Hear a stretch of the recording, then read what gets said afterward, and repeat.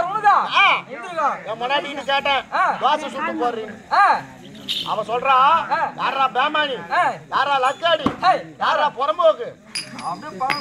என்ன கேக்குறேன் பொண்டாட்டி அவன் அப்படி சொல்ல யாரா லக்காடி புறம்போக்கு கை நீட்டியா உன்ன உம்பாக்க கை நீட்டினா ஏண்டின்னு கேட்டேன் வீட்டுல இருக்கா அப்படி நெல்லு இல்ல அச்சு இல்ல உனக்குலாம் ஒரு தோசை ஒரு கேடான்னு கேக்குறான் ஆமா கேட்டுருப்பாங்க காலை 2 மரக்கா நெல்லுக்கு மாதிரி வந்து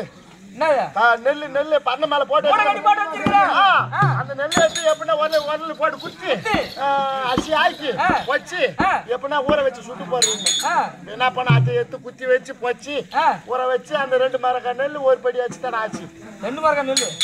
பதிராட்டுங்குது மொத்தம் 10 இவன் என்ன பண்ணா அந்த ஒரு படி அரிசி மாவியம் ஊற வச்சாடாப்பா உன் மொண்டாட்டி வந்தா அந்த ஒரு படி மாவை எத்தினு தோசை சுடுவான் எவ்வளவு ஒரு 30 சுடுவாங்க 30-40 தோசை சுடுவான் அவளையும் வச்சுக்கிற பாரு பையா நீ